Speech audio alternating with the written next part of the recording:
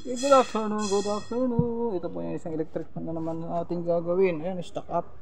Ayan o, yan. Ang ginagawa ko po dito kapag stock up ay binubuksan natin yan ng buo. Ayun. Ang baho talaga ng daga.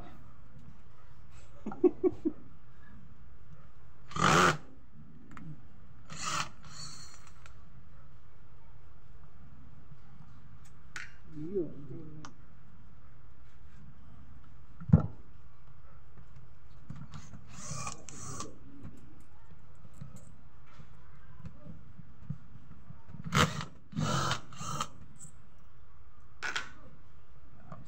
Ganito po ako maglinis ng electric fan pag stock up.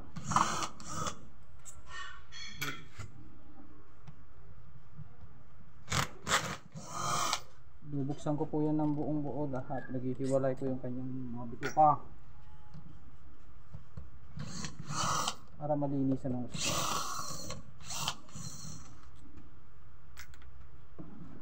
Kailangan po sa isang electric fan ay kailangan din na linis pag may time. Ayan o, pakadumi. Grabe. Ayun.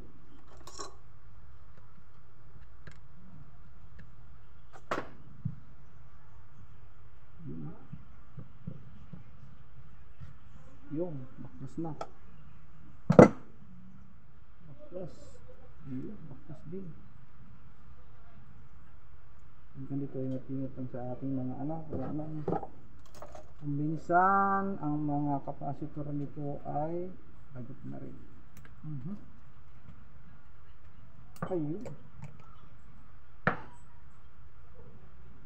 Yan po. Nakikita po nyo yan, oh. Tanggal na yung kanyang mga cable tie. So dyan po tayo dapat mag-ingat kasi minsan nalalagot na po yung wire nya. Stuck up yung loob. Kailangan matanggal to. Yun. Ayan po. Tuyot na po siya. Wala na po siyang langis. Yan.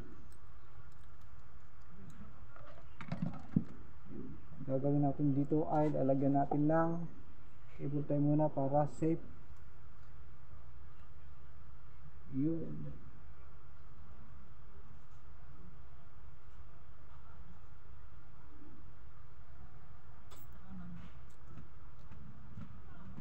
Ang ganda yan, mga ganyan.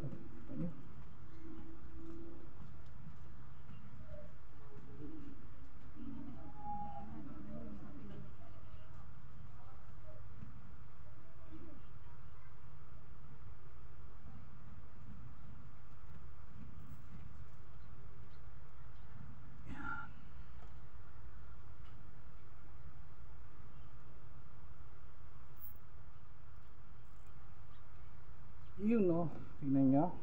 Kanya lang po yan. Ang gawin ninyo.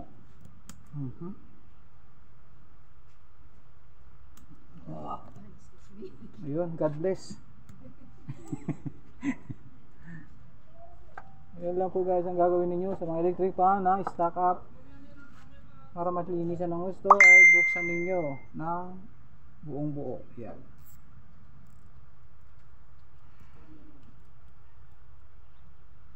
Yo, yeah, safe na po yan. Ang gagawin natin dyan na muna. Bukas na natin yan, assembling. Yeah. Yan po. Yun, kasi meron pa po ditong isa. Ito oh, yan, dalawa po yan. So gagawin po natin dito sa isa ay tingnan natin kung mayroon siyang continuity. Ito lang po oh, yung isang test rod nya, ilagay po natin dito sa plug, tapos pipihitin. Yan, meron po siya. So sabi ng may-ari di na andar, so malamang ito ay yun, sinasayaran. Yun, spacer po. Ayan oh. Yun. Yun, ganyan po. So ito po kanyang switch ay wala na rin po. Okay, yung papalitan natin ngayon ay ang kanyang switch. Saka ito ang kanyang motor ay shafting.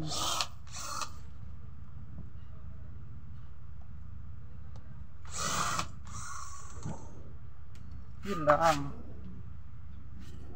Hirap talagang mabuhay na mag-isa. Ay, salamat. Pagod na ako. Bukas naman. Ay, meron pa ba? Galing po tayo kasi sa biyahe. Galing pa po tayo ng nag-drive. Kararating lang po natin. So, ito nga po siningit natin kasi bukas ay may biyahe ulit tayo. Ganyan po kasi pag ang inyong handyman. Ayan, grabe, tignan nyo nang guys, oh, ayan, oh, nakadumi, parang galing ng oh, guys, tignan nyo, oh, ayan, ng electric pan, oh, ayan, oh, ang naging sira naman po nito ay ito, sabog ang kanyang capacitor, ayan, oh, hindi tatanggalin natin.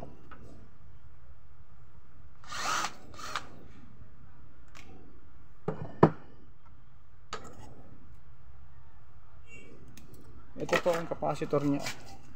Yan, kaya nangamoy. Sabi niya amoy sunog daw. Ayan. Yan, okay. So ito yan, palit ang capacitor natin.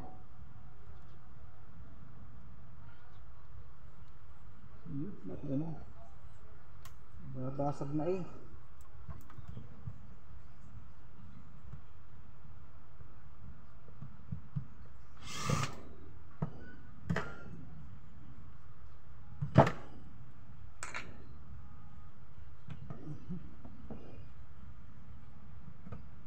Bukas po madali na po natin ito kasi lililisan. Pagbukas natin pagod na po ang inyong handyman. Ayun, alas 10 pa naman po lakad natin bukas kaya makagawa po natin to. Yun, ang buhay ni handyman ay hindi kagaya ng dati.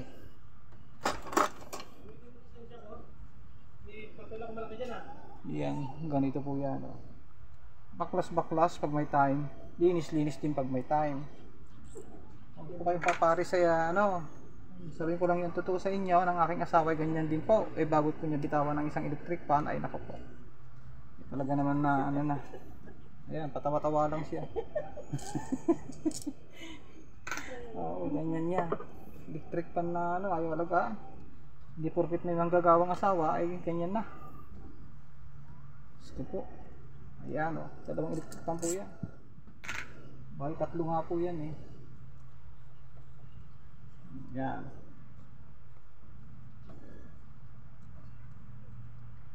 Bali ito po, palit ng capacitor. Ito, palit ng capacitor to. Yan. Ay nako, pangirap ko ba? Yun. Yun, oh. Naku pa, hala. Tigas. Yun, yan, oh, stock up din siya guys, oh. Ito, marka ng stock up. Pero yan, makaayos pa, makinis pa, oh. Pag ganito, wag nyong lilihain yan. Yan. Kasi pag nilihoy niya, wala na yung kintab niya, wala na yung dulas. Mag-umpisa na ng kalawang yan. Grabe namang wire to. 1 kilometro ang haba. Oh. Ayan, oh, hindi malambing. Yan, at least yan, alam na natin. Yan. Bali ito, capacitor, bali ito, stock up lang. Okay?